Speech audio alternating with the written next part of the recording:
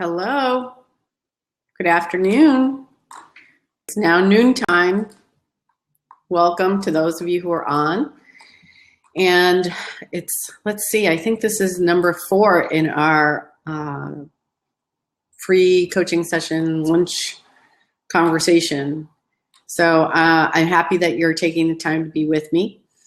Today, we had a topic request for leading with authenticity and integrity, how to embody personal leadership as a way of being. So as people start logging on, because there's a few of you on and there's a number of you who I know signed up and are not on yet, I'd like to invite you to please take a look at the questions that are listed below. And if you could go ahead and submit a vote or maybe a comment on what you think about those. That way I know where to start and what you would like to hear about. And also there's a quick poll that I'm inviting you to please take. Well, it's only a couple of things. Basically, how well do you embody your own authentic leadership style? And then we can begin. So the first thing I'm going to ask you is, can you hear me? I never assume that you can hear me. If you would write in the comments area on the right side, over there, where I wrote hello. If you would just write, yes, I can hear you, so I know that you can hear me, that would be great. So there's a bit of a lag time when I do this between the time you write, thank you, Deb, and the time that I actually see it. So anybody else who's on, if you would just let me know, yes, you can hear me, and also take the poll and vote on the question that you would like me to start with. I also have some material that I want to cover today. I pulled up some material on authentic leadership that I wanted to share with you.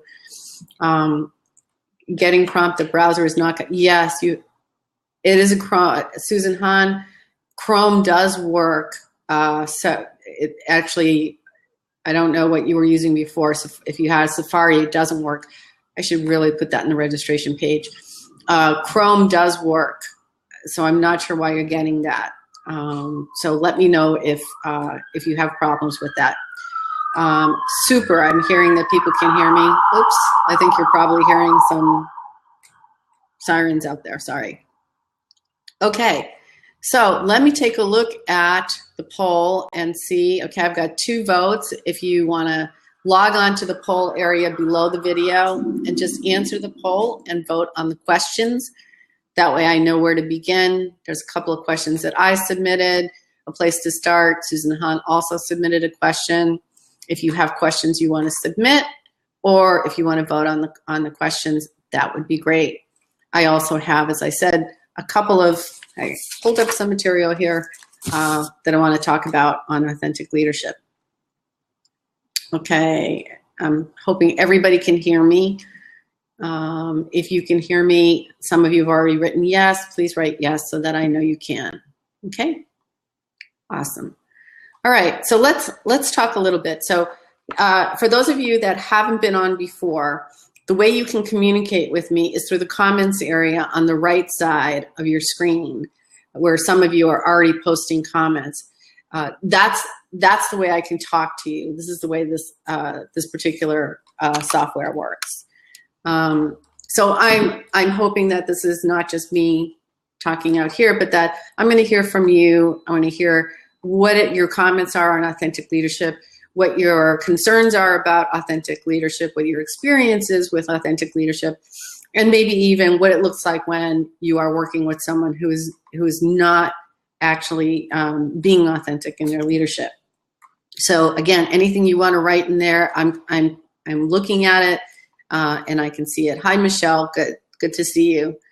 Okay, so let's begin. I'm going to choose. Okay, so I see here the one that's getting the most votes is, what are the fears that may keep leaders from being their authentic selves?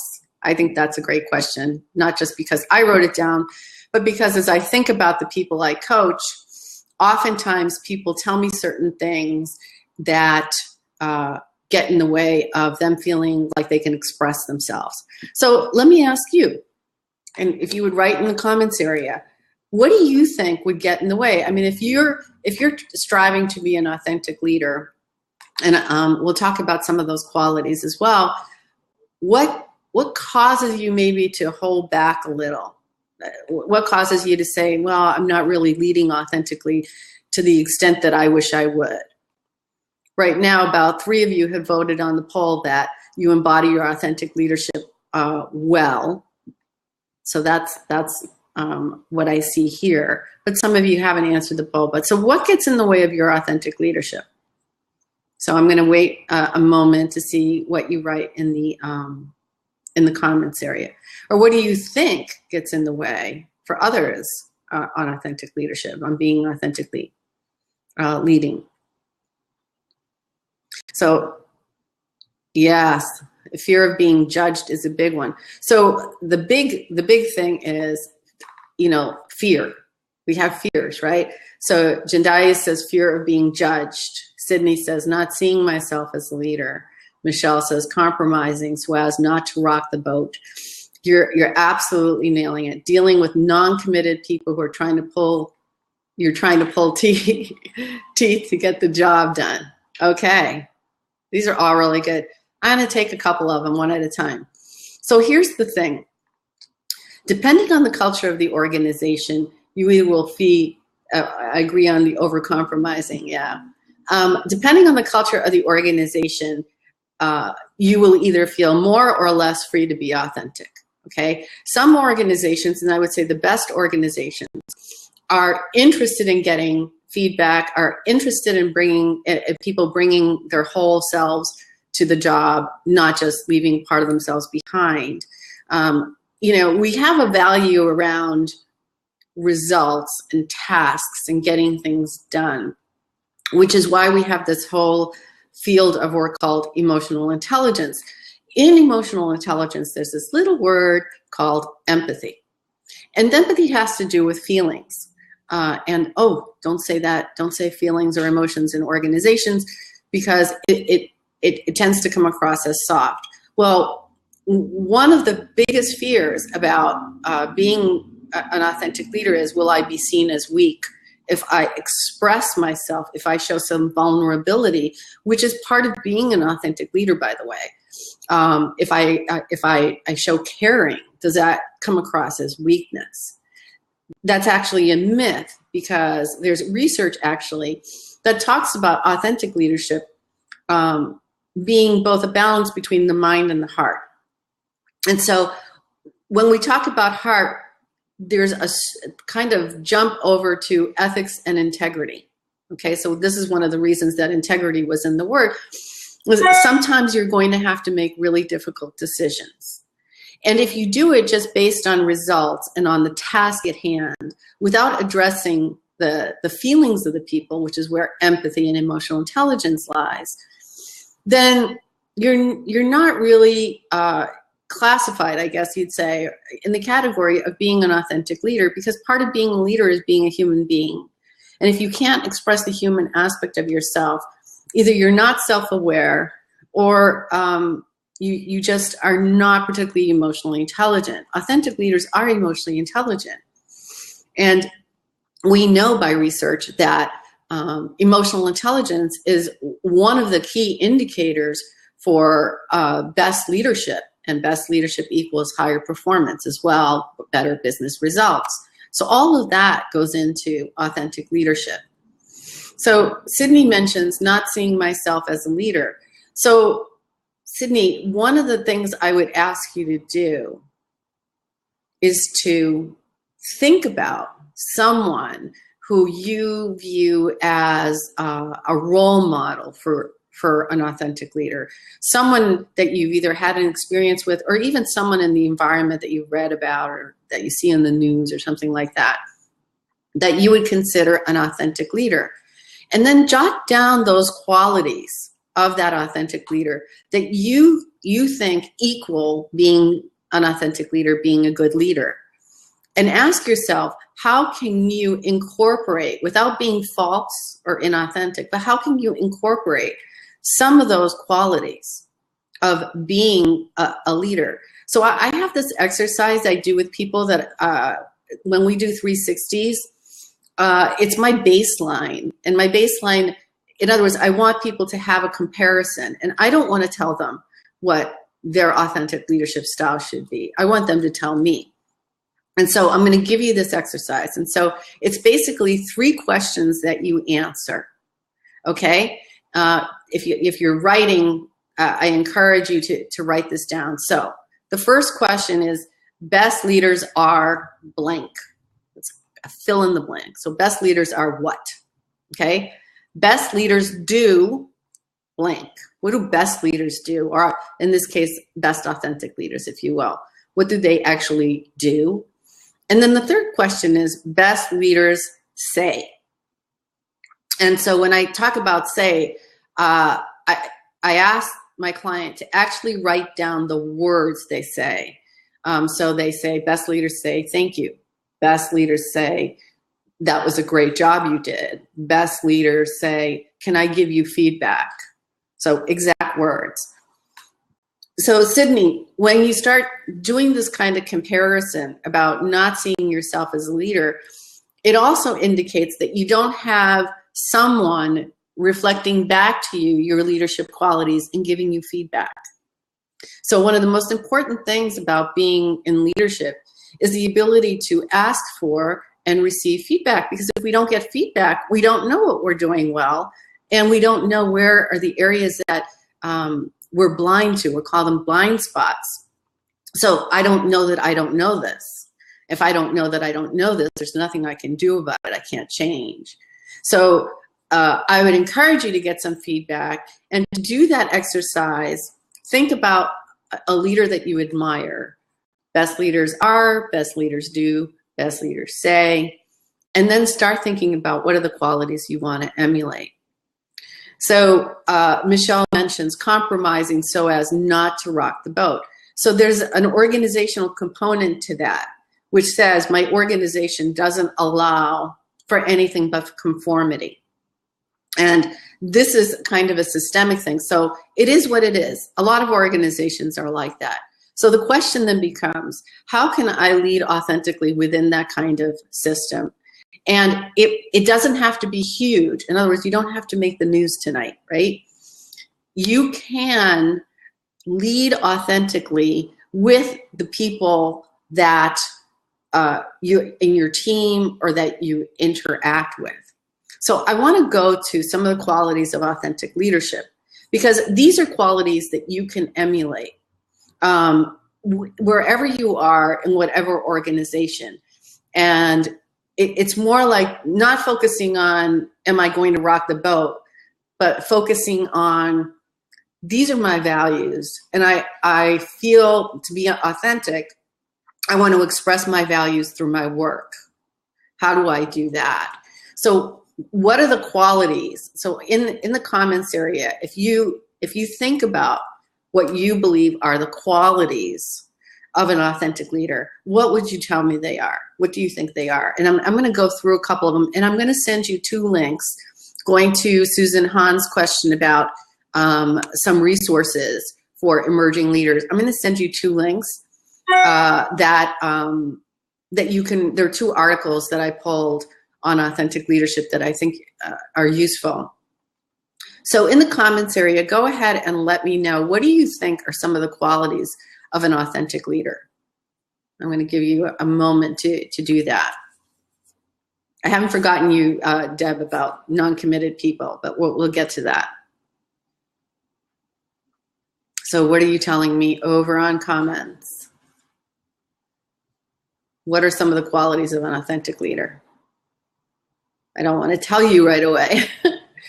So Sydney says, honest with people about their own opinions, and when giving feedback on performance, strengths, and weaknesses.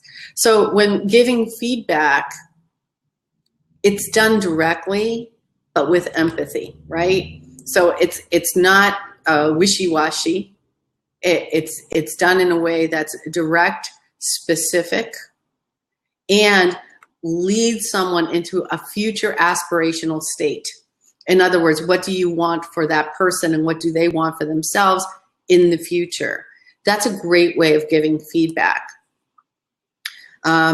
Yes, an authentic leader, actions and words match. There's a congruence. So one of the things that bothers us as human beings is when you say something, but you do something completely different. And we see that a lot, unfortunately. So what does that do? That destroys trust, right? So if I'm telling you something, but I'm behaving completely different than what I'm expressing as a value, are you going to trust me? Probably not. So an authentic leader, that's the integrity piece.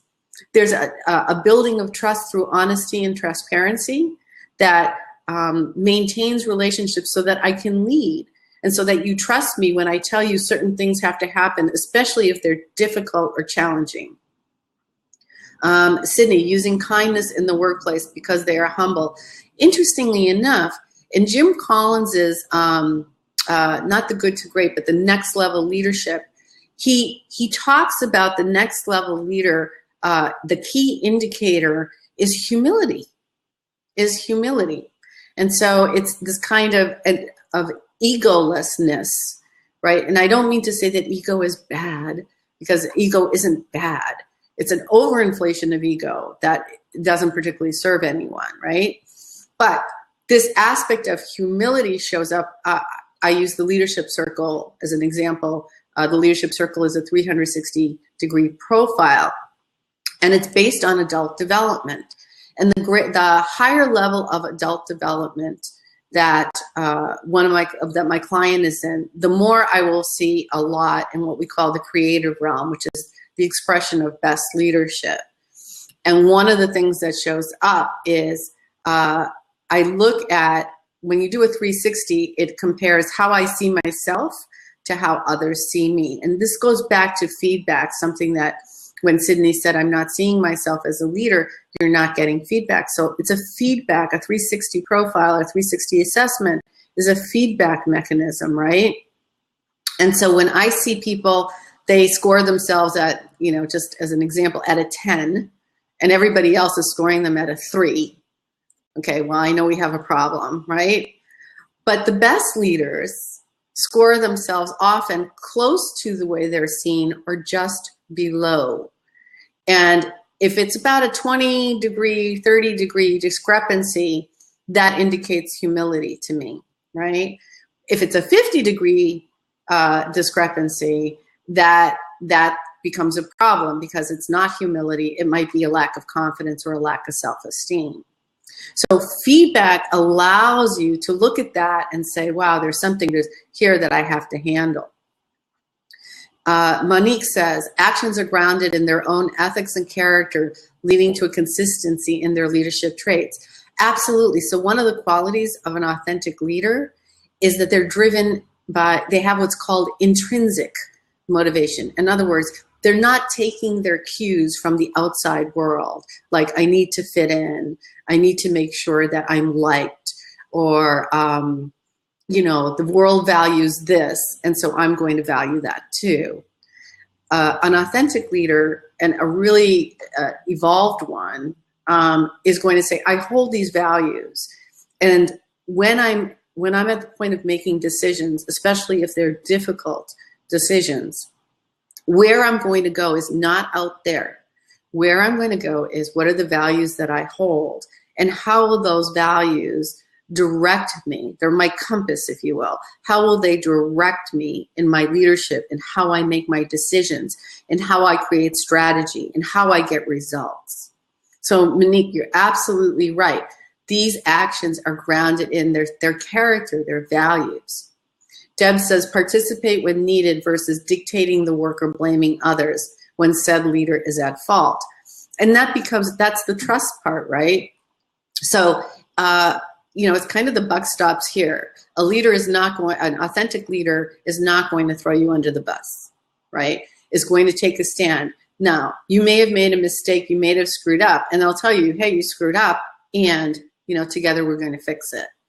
But they're not going to necessarily blame you for doing something, that either making a mistake, or if there is a mistake, just passing the buck kind of thing, right?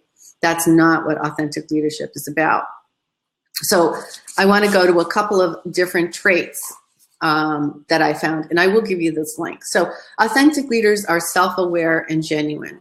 This is why feedback is so important for authentic leadership, because how do we become self-aware? A couple of ways, right? One is you get feedback. Now that, it's called, I don't know if you know what Johari's window is, but Johari's window says there's things that I know, things that others know that I know, things that I don't know, and things that others don't know that I know.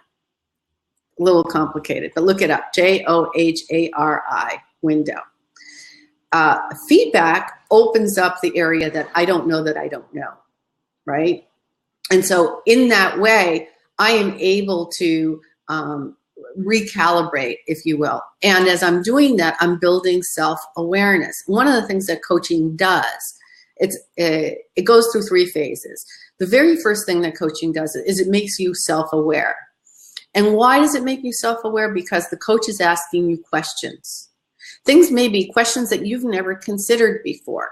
I mean, this is one of the things about coaching that makes it for a really good coach, is asking a question that you may not have considered before, but it's a powerful question because it has you dig a little deeper. It has you clarify what's driving your behavior. And so this is a way of becoming self-aware. The other way of becoming self-aware, and I tell my clients that no matter how busy they are, they have to have quiet time.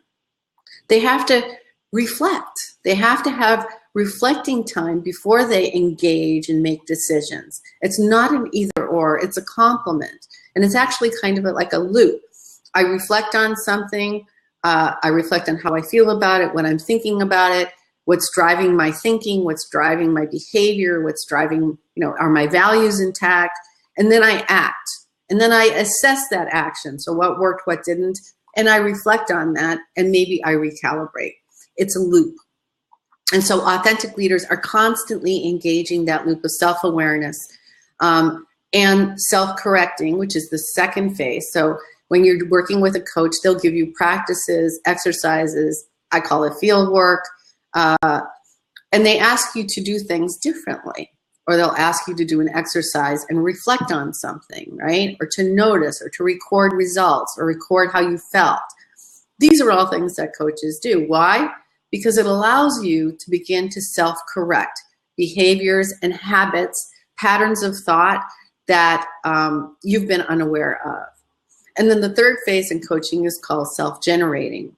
And that's an integrative phase. And that's the phase where the leader begins to, now having practiced and changed and self-corrected, starts generating new ways of thinking, new ways of behavior based on that process of self-awareness and self-correcting. And it becomes easier and more fluid. So authentic leaders need to have a feedback mechanism, whether it's an assessment, whether it's continuous feedback from the environment for the people who work for them, or whether it's a coaching engagement where the person is reflecting back and asking that person questions. Really, really important. Authentic leaders are mission-driven and focused on results. So lest you think that authentic leaders are like way woo-woo or something like that. Yes, they combine heart and mind, but in service of achieving results. And they're not just interested in the short-term results. Authentic leaders, one of the qualities of authentic leadership is to really balance the short-term with the long-term results. So sometimes you have to take action, or you make decisions that are really difficult when you're leading. That's why you're in leadership, right? And you may not. It might be so difficult that you may think, oh, I'm compromising something today. But is it in service of a long-term vision? Does it hurt right now just for a little while because this other thing that you're going to is so much more important and so much greater than the immediate short-term environment? So authentic leaders are also interested in what is the long-term, and can I make a difficult decision based on long-term, what I want as a long-term result, whatever the mission or vision is. So I'm going to send you a link for that. Now, I'm going to pause and say, okay, what other qualities do you see in authentic leaders? Are you seeing this, what leaders come to mind for you that exhibit some of these qualities? I'm looking at the comments area. So feel free to comment in the area and let me know what you think about this. And then I'm going to address a couple of other things, but I want to see how you address that. So I'm going to pause and again ask you to vote on the questions and take the poll.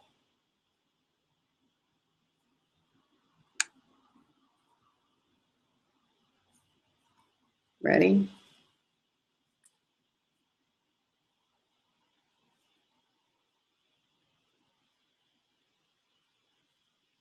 Okay. Jandaya, you said something that caught my attention. You said over-compromising. I think you're referring to Michelle's comment about compromising so as not to rock the boat. And so remember the comment I said where authentic leaders lead like from intrinsic motivation, or they lead from the inside out versus the outside in.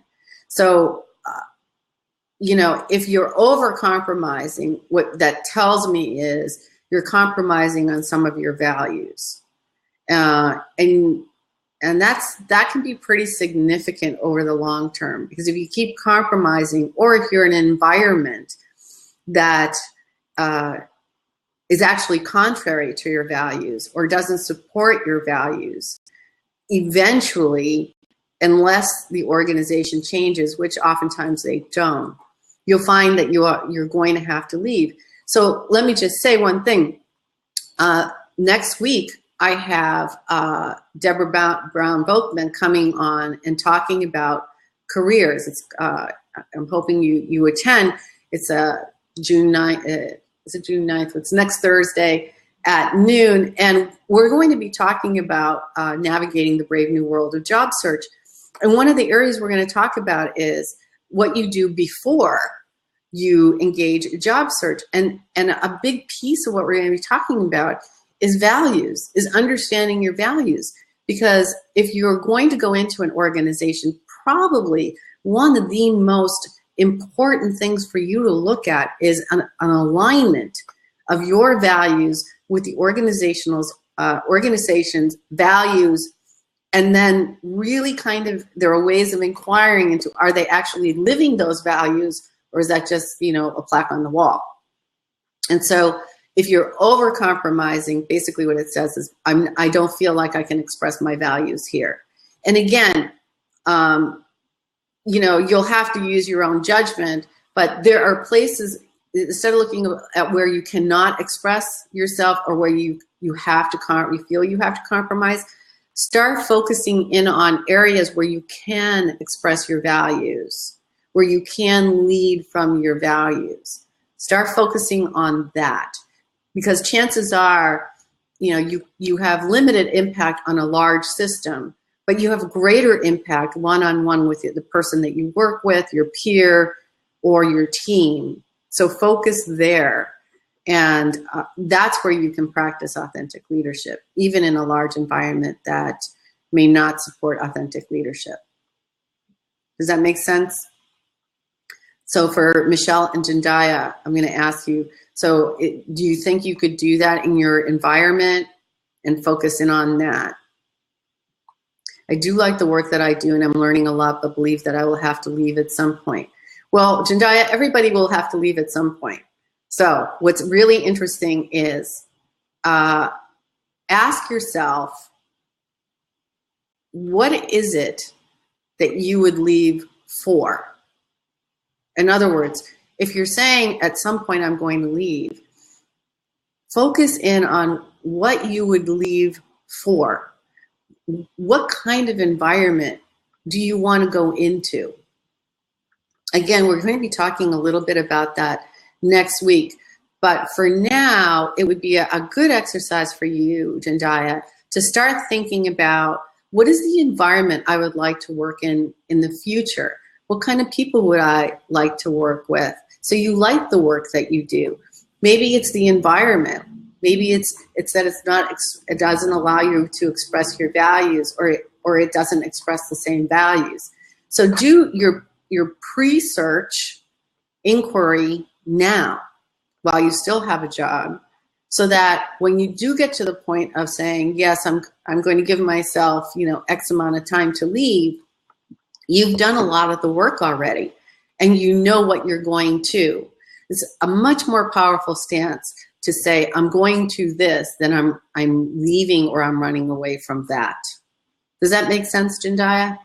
Does that work for you? Michelle says, I have a sense that sometimes fear plays a role in an individual's ability to lead with authenticity. Absolutely. In those instances, how would the individual move from fear to empowerment?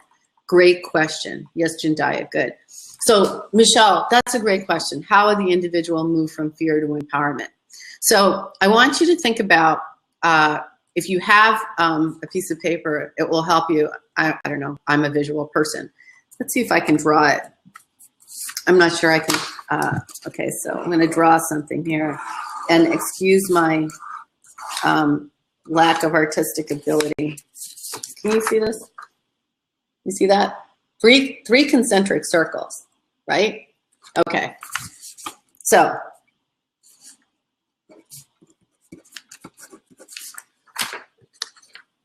this circle has a C, this circle has an I, the outer circle has an A.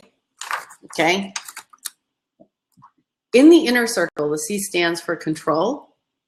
The second circle stands for, the I stands for influence, and the outer circle stands for acknowledge or aware.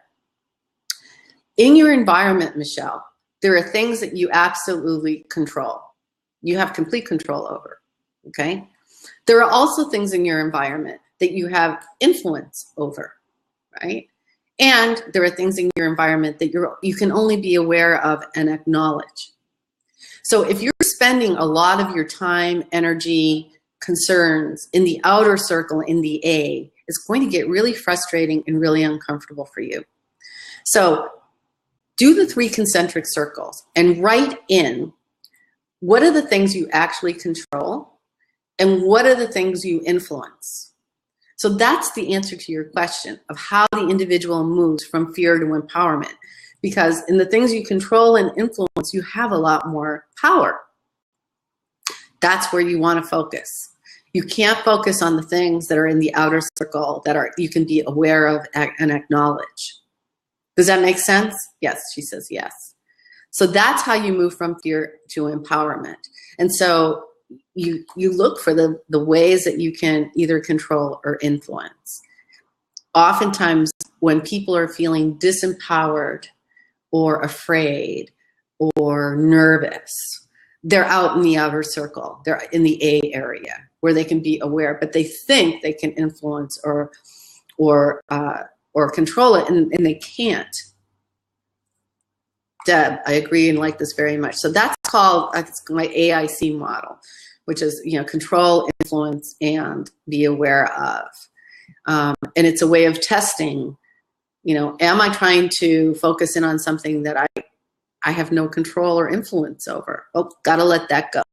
The organization has made a decision to downsize or buy a new company or whatever. You can't control that. Now, what you can control is how you respond to the thing that's happening in the outer circle. What do you control? What do you influence? Can you manage your own response to that? Okay, can you lead through that? Okay, so there's a big aspect of authentic leadership that has to do with leading through change. And that's a whole other session. But authentic leaders, because they've been able to express their values, because people know what they stand for, right? Then when change happens, they have a kind of place to hold on to because they've established this trust relationship with that authentic leader. So I'm going to quickly write down in your comments area, just give me a minute, 2 links for articles that I think you should go look up because I think they're pretty good. There's one.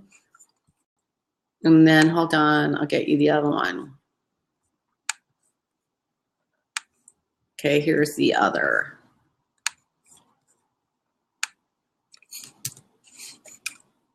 Okay, they're Forbes articles.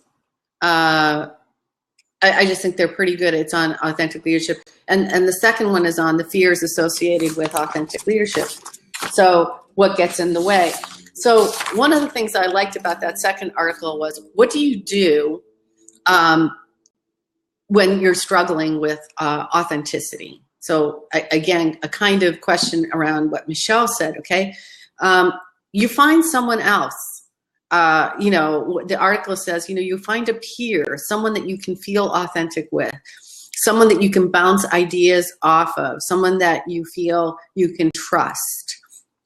You compare your kind of interaction with that person's interactions, compare your ideas. It's a place for you to go with your safe. So let's say you want to propose something that you think will rock the boat, right? Get some feedback from that person that you trust. How would you propose I submit this idea, which I think will rock the boat?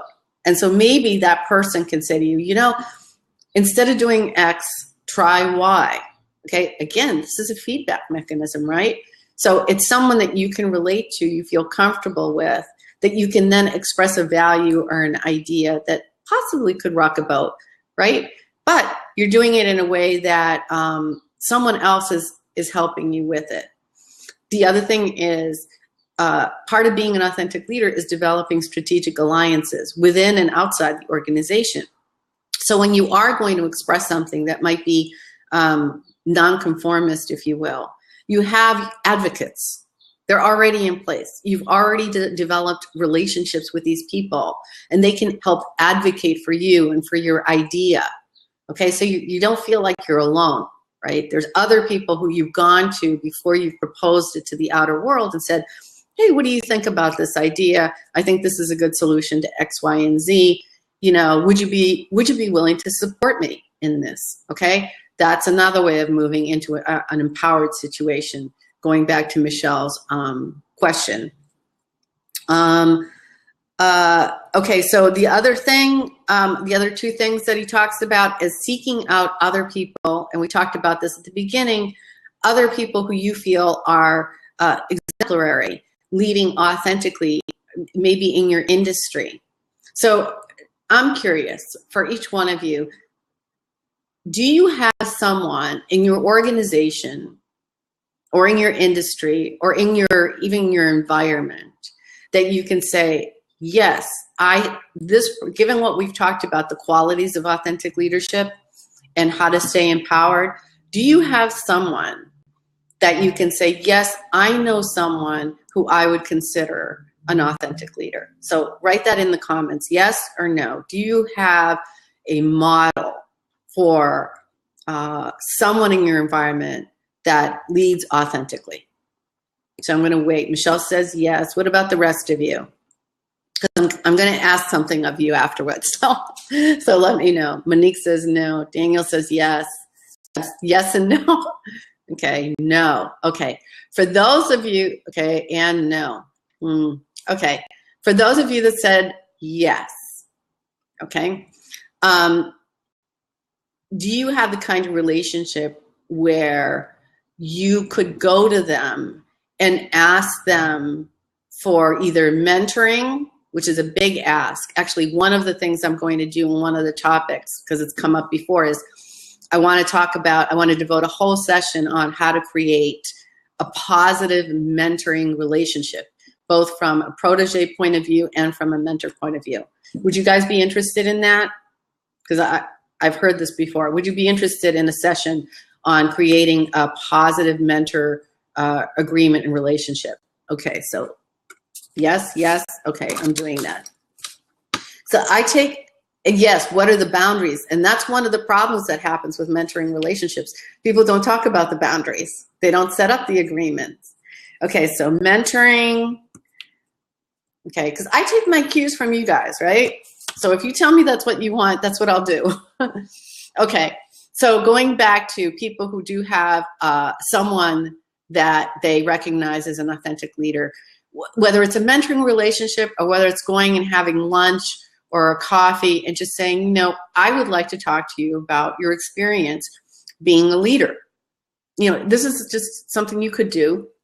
I'd like to talk to you about your experience being a leader. I am, you know, intentionally developing my own leadership, and I see you as a role model for some of the qualities that I would like to emulate, and just engage a conversation with that person. If you feel comfortable, if you have that kind of relationship with them, it's an informal, right? It's an informal conversation, really. So for those of you that said, no, I do not have a role model, okay, here's a couple of things you can do. One is read, okay? You can read up on authentic leadership. Bill George, who was the CEO of Medtronic, wrote the book, Authentic Leadership. I don't have it here, otherwise I would show it to you. Definitely, you know, do some reading, those Forbes articles. And I would say, you know, actively, I encourage you to network, okay? For those of you especially who said no, I encourage you to network in networking groups that you feel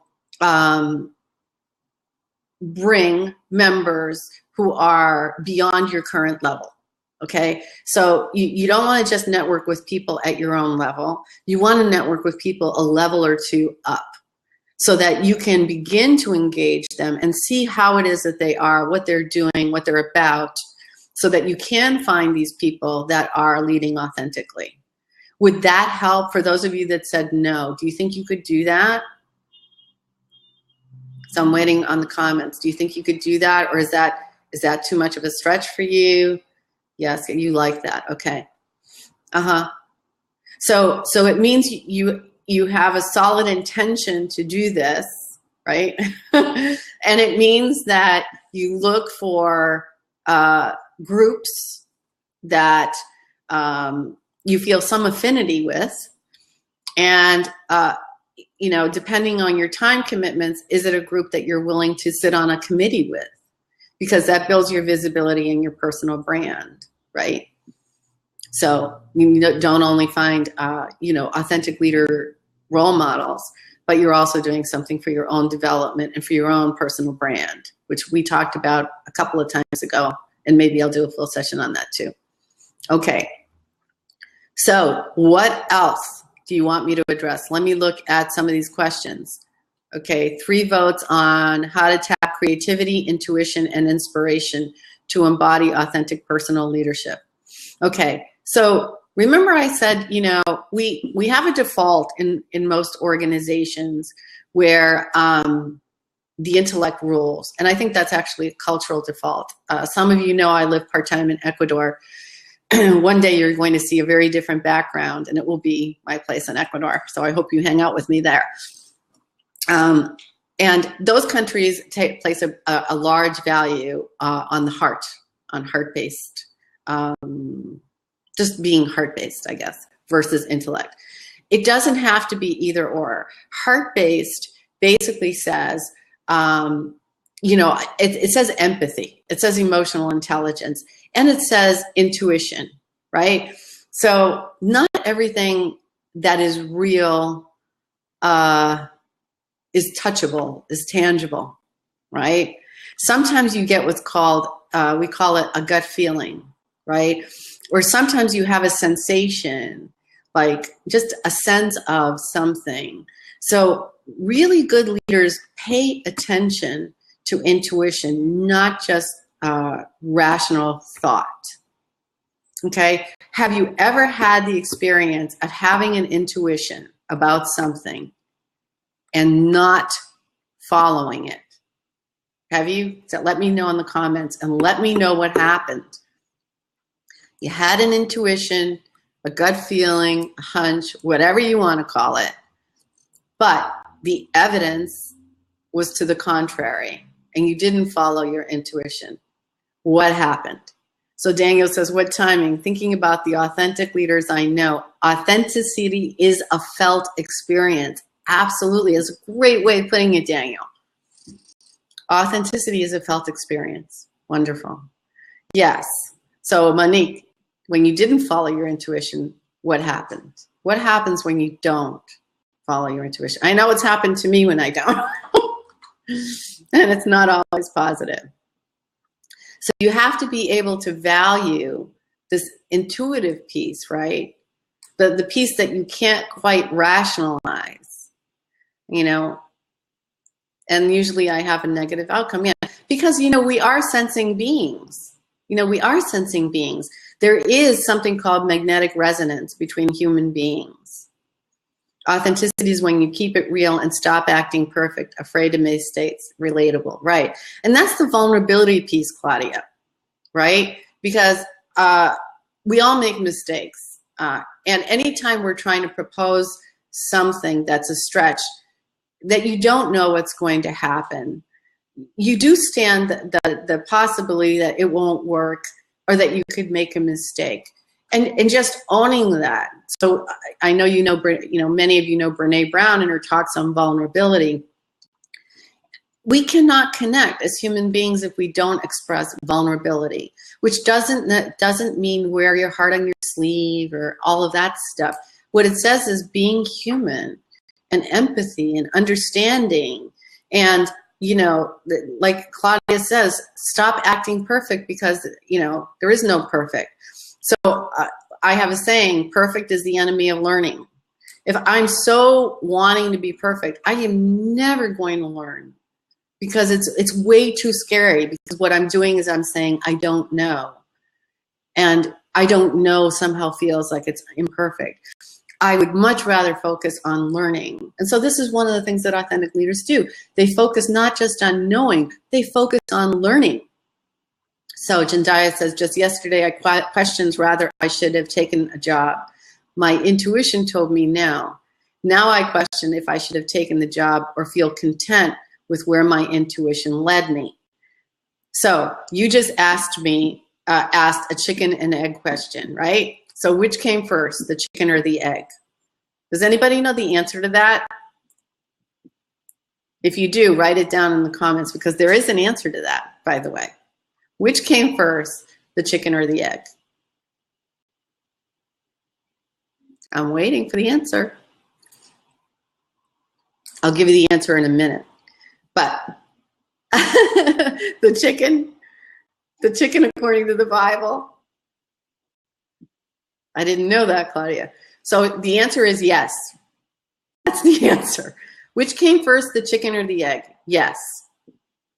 Because it really isn't about that, right? So when you ask, should I have taken the job? Should I not have taken the job?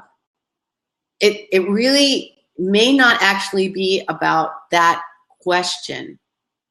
I think there's another question lurking behind that question, Jandaya. Okay? And the question is, what did you want in the first place? What, you know, really kind of exploring, what did you want in the first place? Because your intuition was telling you no for a reason. There's a reason that it was saying no, right? And how would you know if your intuition was right or wrong? Has it played out long enough for you to know? But to know, you would have to have created some kind of standard of measurement. This is what it would need to be present for me to feel like it was the job I should have taken. What does that look like?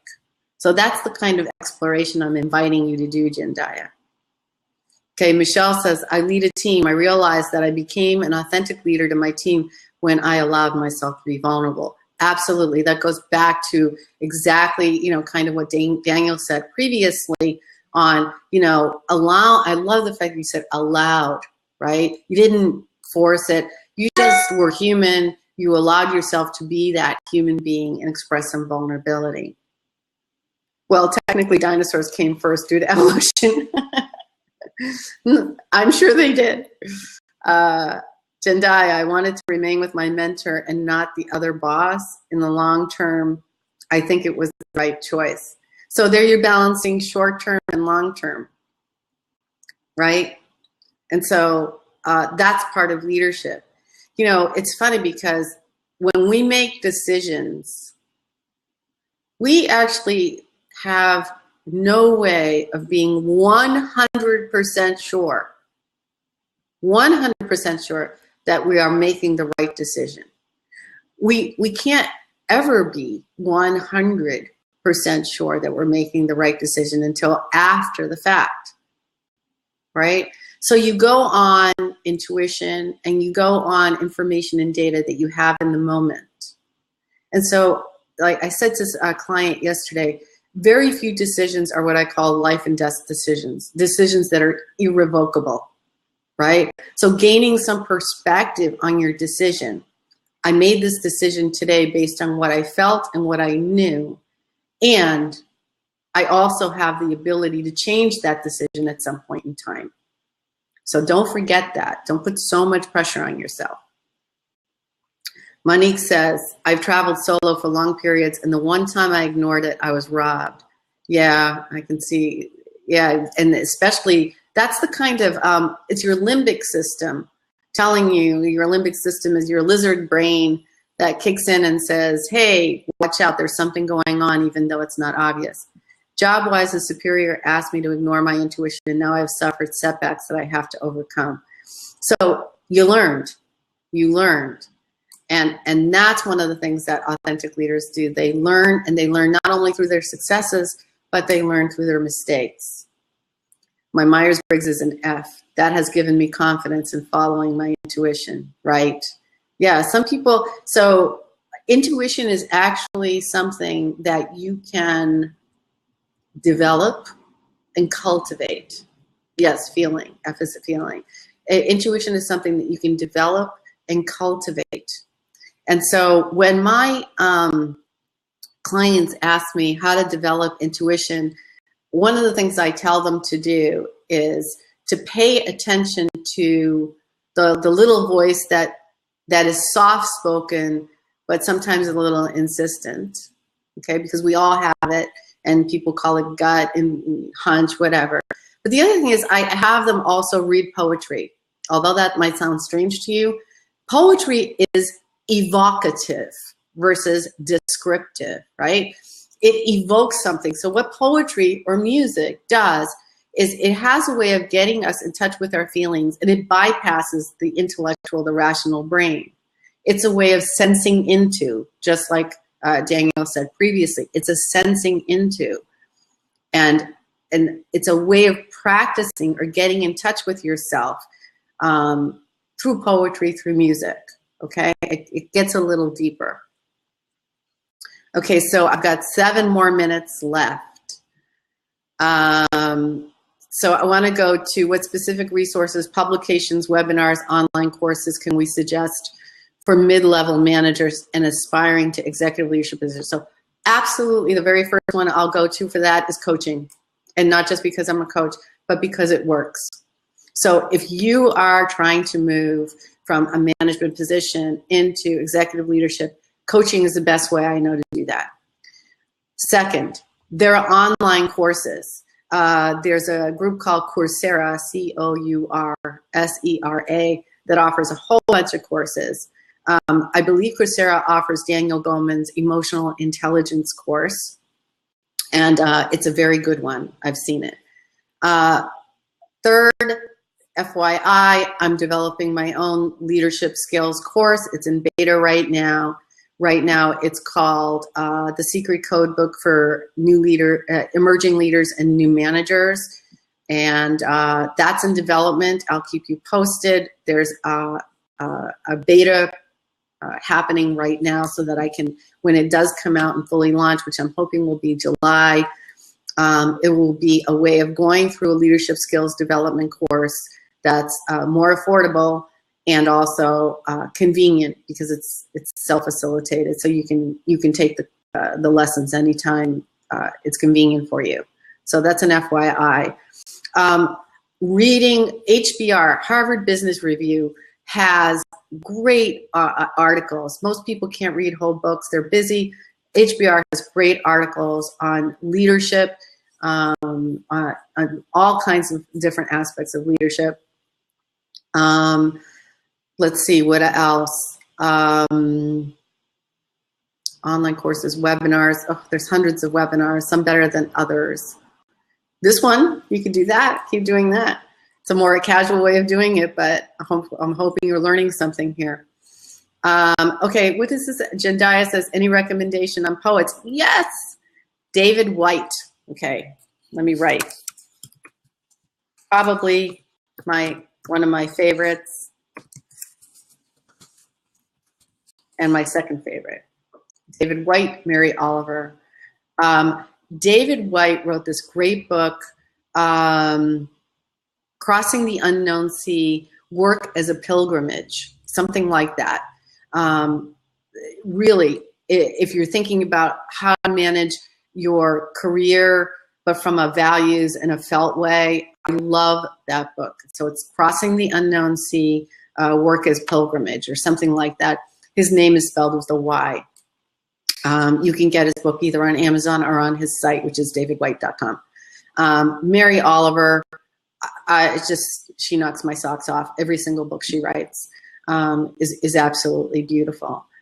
So those would be my two favorite. Anybody else have favorite poets? I mean, if you do, write them in the comments area and please share. Daniel, I know you're out there. You probably have favorite poets. And David White, I'm sure, is one of them. So feel free to write a recommendation. Okay, what else can we talk about? Final questions. We're nearing the end, and I want to make sure I'm on time. Just let me know. I'm checking in with you. Oh, Maya Angelou. Good, Claudia. Absolutely. She's beautiful. Beautiful poetry.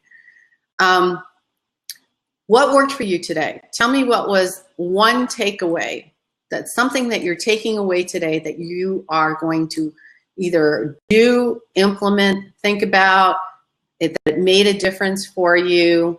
So you're leaving, at 1 o'clock different than when you showed up at 12. I need feedback.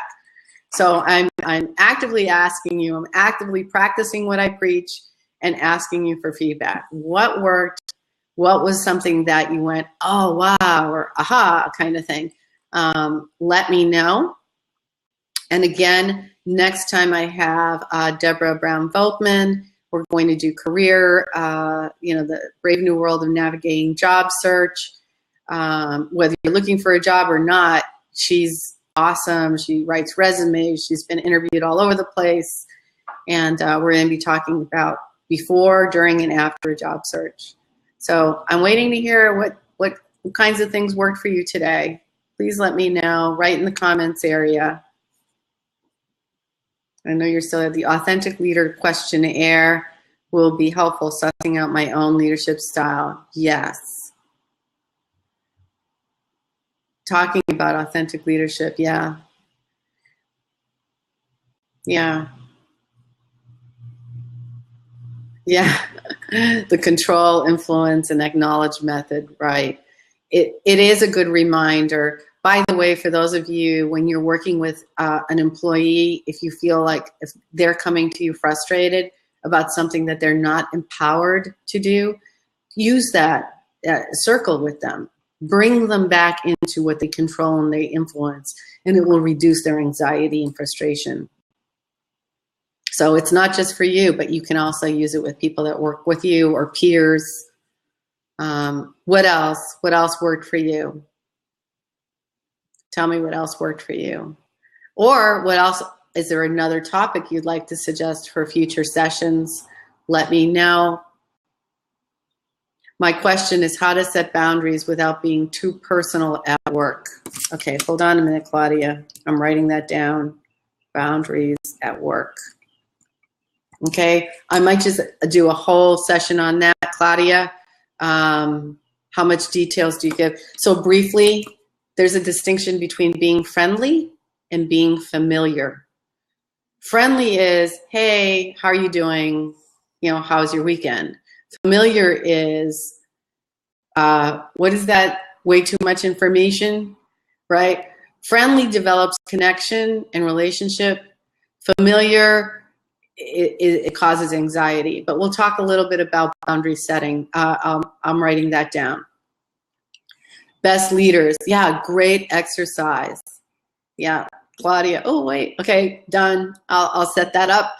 Yeah, the best leaders exercise for you to check in with your own authentic leadership style. Take a look at the Forbes articles, and there's, if you Google like on Amazon authentic leader, you're going to find a lot of things. I've also written some articles on my LinkedIn profile on authentic leadership, if you want to take a look there, or on the SophiaAssociatesinc.com blog, that too. Sydney, agree with Deb, interested in the books you mentioned. Okay, great. All right, so we're closing up. You can get a record. You can go back to this link for the recording because this is being recorded. Also, there's a nice little green bar. If you're interested in an exploratory coaching session, click on the green bar. I offer a short session that will help you dig a little deeper in your authentic leadership or any issue that you're looking for. So thank you so much for spending lunchtime with me. Now go eat if you haven't, okay? And I'll see you next week with Deborah, and it'll be really wonderful. You're gonna enjoy talking with her. All right, thank you all. I'm gonna sign off. All right, take care. Thank you for your questions, and see you next week. Bye-bye.